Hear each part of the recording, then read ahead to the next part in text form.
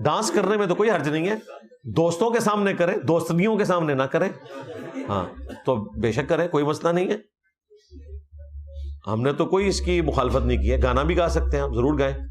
جیسا کہ آپ نے انجینئر محمد علی مرزا کی گفتگو سنی جس میں کہا جا رہا ہے کہ ڈانس کرنا اور گانا بجانا یہ بالکل جائز ہے اور ہم نے کبھی اس کی مخالفت نہیں کی ہے۔ اگر ہم قرآن و سنت کا مطالعہ کریں تو کیا گانا بجانا اور موسیقی کرنا، کیا اس کے حوالہ سے ہمیں کوئی ممانعت ملتی ہے یا قرآن سے نہیں ملتی؟ انجینئر صاحب کا سب سے بڑا المیہ یہ ہے کہ وہ قرآن و سنت کا نام لیتے ہیں لیکن اپنے افکار و نظریات کو پرموٹ کرتے ہیں۔ لیبل قرآن و سنت کا لگا ہوتا ہے لیکن باتیں اپنی کی جاتی ہیں اور لوگوں کو گمراہ کیا جاتا ہے۔ لوگ سمجھتے ہیں کہ قرآن و سنت کی بات کر رہے ہیں، حالانکہ اس میں اپنی خواہشات موجود ہوتی ہیں، اس میں اپنی دلچسپی موجود ہوتی ہے۔ قرآن و سنت کا نام تو دور دور تک بھی موجود نہیں ہے، اور آپ ان کے علمی لیول کا حساب پہلے بھی لگا چکے ہیں۔ ہم نے کئی ویڈیوز میں جو ان کا علمی لیول ہے، یہ جو قرآن و سنت کی سمجھ بوجھ رکھتے ہیں، وہ آپ کے سامنے ہم نے بیان کر دیا ہوا ہے۔ سب سے پہلے اگر ہم قرآن کا مطالعہ کریں، قرآن کہتا ہے وَمِنَ النَّاسِ مَن يَشْتَرِي لَهْوَ الْحَدِيثِ۔ کفار مکہ دور جاہلیت میں ان کا طرز یہ تھا کہ وہ یہ سارے کام کیا کرتے تھے۔ جب اللہ تعالیٰ نے اپنے محبوب کریم صلی اللہ علیہ وسلم پہ قرآن کو نازل کیا، ان کو کہا کہ یہ فضول باتوں کو چھوڑو اور قرآن کی طرف رجوع کرو، یعنی یہ گانا بجانا، یہ گانا کہنا، اپنی زبان سے گنگنانا، یہ ساری باتیں وہ کیا کرتے تھے۔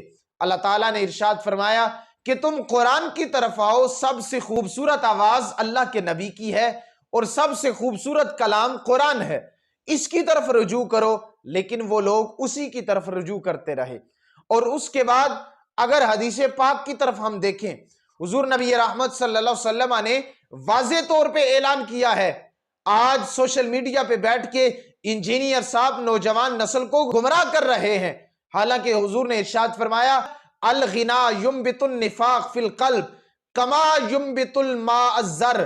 فرمایا یہ جو گانا ہے، گنگناتے ہو، گانا بجاتے ہو، یہ سارے معاملات کرنا، یہ ایسے ہی ہے تمہارے دل میں نفاق پیدا کرتا ہے جیسے پانی کھیتی کو اگا دیتا ہے۔ حضرت عبداللہ ابن عمر رضی اللہ تعالی عنہما، آپ کا تو یہ رویہ ہوتا تھا کہ جہاں کہیں آپ گانے کی آواز کو سنتے، اپنی دونوں انگلیوں کو اپنے کانوں میں دے دیتے، حتیٰ کہ دور چلے جاتے، کسی سے پوچھتے کیا گانے کی آواز تو نہیں آ رہی، تو بتایا جاتا نہیں آ رہی، پھر آپ اپنی کانوں سے انگلیوں کو نکالا کرتے تھے۔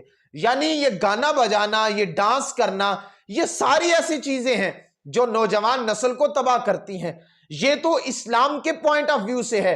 اگر ہم اپنے پاکستان کے لا کو دیکھیں اور اس کے بعد پاکستان کی انتظامیہ کو دیکھیں، محکمہ ہائر ایجوکیشن نے ابھی کالجز میں، یونیورسٹیز میں ڈانس پارٹی، گانا بجانا، یہ ساری چیزوں کو ممنوع کر دیا ہے۔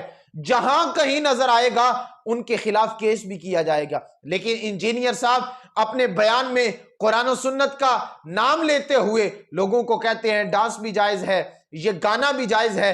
جب نوجوان لڑکیاں، نوجوان لڑکے اس بات کو سنیں گے تو وہ کیا تاثر لیں گے، تو وہ کیا اپنی زندگی میں تبدیلی لائیں گے؟ وہ بے حیائی کو پرموٹ کریں گے، وہ اپنی جگہ پہ وہ یہ کہیں گے کہ محمد علی مرزا انجینئر نے یہ کہا ہے، وہ قرآن و سنت کی بات کرتا ہے، وہ ایک اسلامک اسکالر ہے۔ لیکن انہیں کیا پتا ہے کہ اسلامک اسکالر کی حقیقت یہ ہے کہ یہ لیبل قرآن و سنت کا لگاتے ہیں، لیکن بات اپنے افکار و نظریات کی کرتے ہیں۔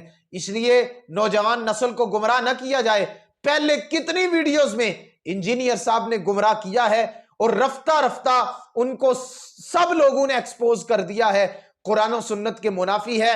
گانا بجانا، یہ ڈانس کرنا، اپنے جسم کی نمائش کرنا، یہ حرام ہے، یہ بالکل ناجائز ہے۔ تو جب آپ گانے کا نام لیتے ہیں تو عرف عام میں گانا وہی ہوتا ہے جو ہمارے ہاں رائج ہے، اور بعض دفعہ تو ایسے کلمات ہوتے ہیں جو کفر تک لے جاتے ہیں۔ ان ساری چیزوں سے بچنا چاہیے۔ مسلمان کا شیوا یہ نہیں ہے۔